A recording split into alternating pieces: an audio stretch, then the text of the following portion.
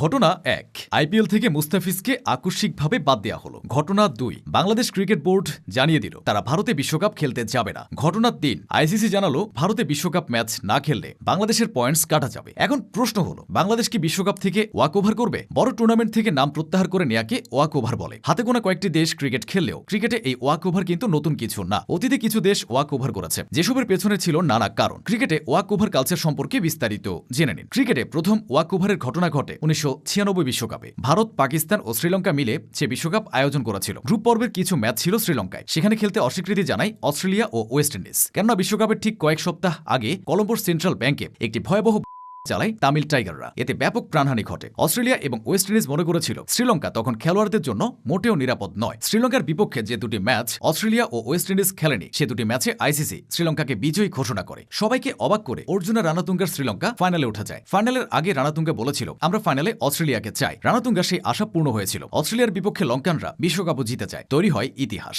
ভয়ভীতি উপেক্ষা করে উল্লাসে ফেটে পড়েছিল পুরো শ্রীলঙ্কা। ক্রিকেটে পরবর্তী ওয়াক ওভারের ঘটনা ঘটে 2003 বিশ্বকাপে। সে বিশ্বকাপের আয়োজক ছিল দক্ষিণ আফ্রিকা, জিম্বাবুয়ে ও কেনিয়া। এটি ছিল আফ্রিকা মহাদেশে আয়োজিত প্রথম ক্রিকেট বিশ্বকাপ। কিন্তু জিম্বাবুয়েতে খেলতে ইংল্যান্ড রাজি হয়নি, কেননা জিম্বাবুয়ের তৎকালীন প্রেসিডেন্ট রবার্ট মুগাবের শাসনের বিরুদ্ধে বিশ্বজুড়ে ব্যাপক সমালোচনা ছিল। জিম্বাবুয়ের বিরুদ্ধে মানবাধিকার লঙ্ঘনের অভিযোগও ছিল। এছাড়া ব্রিটিশ সরকারের সাথে মুগাবে সরকারের সম্পর্কের চরম অবনতি ঘটেছিল। ব্রিটিশ সরকার ইংল্যান্ড দলকে জিম্বাবুয়েতে না যাওয়ার জন্য চাপ দিচ্ছিল। শুধু তাই না, ইংল্যান্ডের খেলোয়াড়দের কাছে বেনামি কিছু চিঠি পাঠানো হয়েছিল, যেখানে জিম্বাবুয়েতে খেলতে গেলে তাদের উপর কথাও বলা হয়েছিল। ফলে খেলোয়াড়রা তাদের জীবন নিয়ে উদ্বিগ্ন ছিলেন। ইংল্যান্ড চাচ্ছিল ম্যাচটা যেন দক্ষিণ আফ্রিকায় সরানো হয়, কিন্তু এত কিছুর পরেও আইসিসি জিম্বাবুয়েকে নিরাপদ ঘোষণা করে ম্যাচ সরানোর দাবি নাকচ করে দেয়। শেষ পর্যন্ত ইংল্যান্ড তাদের সিদ্ধান্তে অটল থাকে এবং ওয়াক ওভার করে। ফলে জিম্বাবুয়ে 4 পয়েন্টস পায়। এদিকে কেনিয়াতে খেলতে রাজি হয়নি নিউজিল্যান্ড, কারণ বিশ্বকাপের মাত্র কয়েক মাস আগে কেনিয়ার মোম্বাসায় একটি হোটেলে হামলা হয়। নিউজিল্যান্ডের সরকারি গোয়েন্দা সংস্থা এবং তাদের নিজস্ব নিরাপত্তা দল রিপোর্ট দিয়েছিল যে কেনিয়ার রাজধানী নাইরোবিতে